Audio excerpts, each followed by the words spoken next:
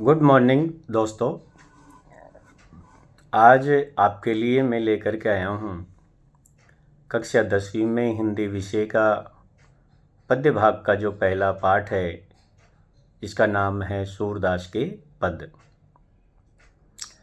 जिसका पहला पद इस तरह है। ऊधो तुम हो अति बड़ भागी, ऊधो तुम हो अति बड़ भागी। अपरस रहत स्नेह तगादे, नाहिन मन अनुरागी। ऊधो तुम हो अति बड़ भागी। पुरीन पात रहत जल भीतर, तारस देहन दागी। पुरीन पात रहत जल भीतर, तारस देहन दागी। ज्यों जल माह तेल की गागरे, बूंदन ताको लागी। ऊधो तुम हो अति बड़ भागी। प्रीत नदी में पावन बोर्यो, दृष्टि न रूप परागी। प्रीत नदी में पावन बोर्यो, दृष्टि न रूप परागी। सूरदास अबला हम भोरी, गुर चाटी जो पागी।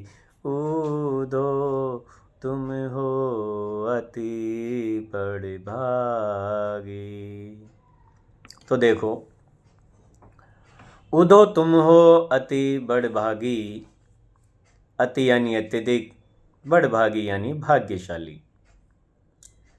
जब उद्धव जो है गोपियों को योग संदेश यानी निर्गुण भक्ति का संदेश देते हैं, तो गोपियों को उद्धव जी का ये संदेश अप्रिय लगता है, अच्छा नहीं लगता।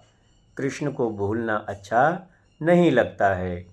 इसलिए गोपियाँ उसके जवाब में उद्धव जी से बोलती हैं कि हे उद्धव, तुम तो बहुत भाग्यशाली हो कि तुम्हें प्रेम नसीब नहीं हुआ, इसलिए तुम बहुत भाग्यशाली हो। तो ये व्यंग्य हैं।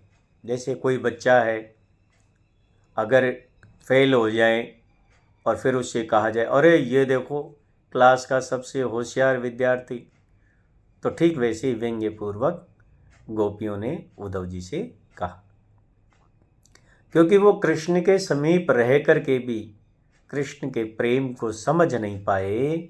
यही उनका दुर्भाग्य है। लेकिन व्यंग्य पूर्वक कह रही है कि तुम तो बहुत भाग्यशाली हो।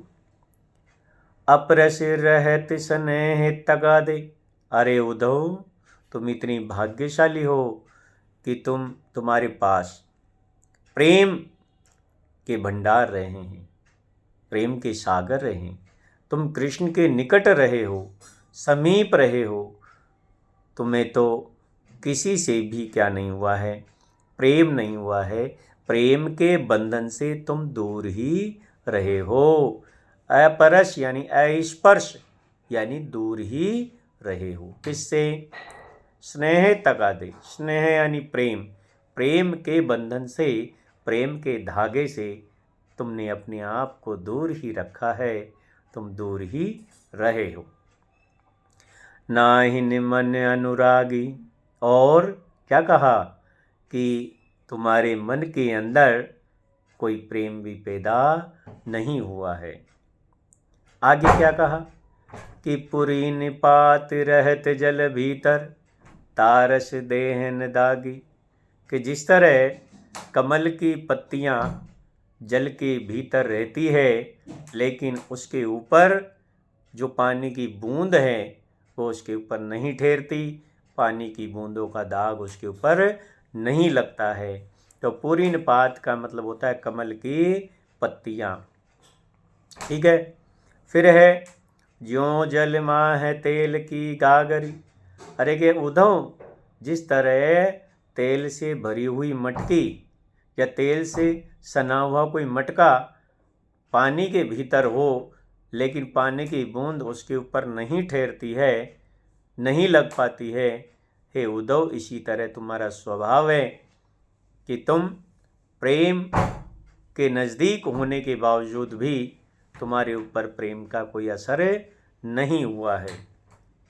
फिर कहा कि प्रीत नदी में पाँव न बोर्यो, कि उद्धव तुमने तो प्रेम रूपी नदी में अपने पाँव भी नहीं डुबोया। प्रीति नदी यानी प्रेम रूपी नदी, और बोर्यो यानी डुबोना, कि प्रेम की नदी में तुमने अपने पाँव भी नहीं भिगोए हैं, नहीं डुबोए हैं। दृष्टि न रूप परागी, और ए उद्धव तुम्हारी जो नज़रें हैं, तुम्हारी नयन है, तुम्हारी आँखें हैं, इनको किसी से प्रेम भी नहीं हुआ है। तुमने प्रेम को अपने नज़दीक फटकने भी नहीं दिया है। उसके बाद गोपियाँ कह रही है कि सूरदास अबला हम बोरी। सूरदास जी बोलते हैं कि हे उद्धव, हम गोपियाँ बोल रही है, सूरदास जी बोल रहे हैं कि गोपियाँ बोलती है कि हे उद्धव, हम तो अबला है, कमज़ोर है, हम तो महिलाएं हैं, स्वभाव से भोली है, सरल है, इस तरह की चालाकियाँ हमें नहीं आती हैं, हम तो चींटी की तरह सरल स्वभाव वाली है। और क्या कहा कि गुर चाटे जो पागी, जैसे बेचारी चींटी क्या होती है, मीठेपन को पाने के लिए गुड़ के पास जाती है, और उसे मालूम है क्या कि वो गुड़ से चिपक जाएगी, उसके प्राण संकट में आ जाएंगे, तो वो गुड़ से मुक्त नहीं हो पाती, चिपक जाती है और अपने प्राण त्याग देती है। ऐसे ही हम गोपियाँ भी भोले मन से कृष्ण से प्रेम कर बैठी, लेकिन अब हालत ये है कि हम उस प्रेम से अपने आप को जीते जी तो मुक्त नहीं कर सकते। तो ये है पहला पद का भावार्थ। अब देखो, हमने शब्दार्थ साथ के साथ बता दिए। तो पुरीन पात रहते, तो यहाँ पर पुरीन पात, यहाँ आपके अनुप्रास अलंकार है। प्रीति नदी है, उसमें रूपक अलंकार है। इस पद के अंदर ब्रज भाषा का प्रयोग किया गया है। इसके अंदर जो है श्रृंगार की रस की प्रधानता है, वियोग श्रृंगार की प्रधानता है। इसमें व्यंग्यपूर्ण शैली का प्रयोग किया गया है। तो इस तरीके से हम, और इसमें जो है काव्य गुण की बात करते हैं तो माधुर्य गुण का प्रयोग किया गया है। तो ये इसमें विशेष आप सबको लिखना है।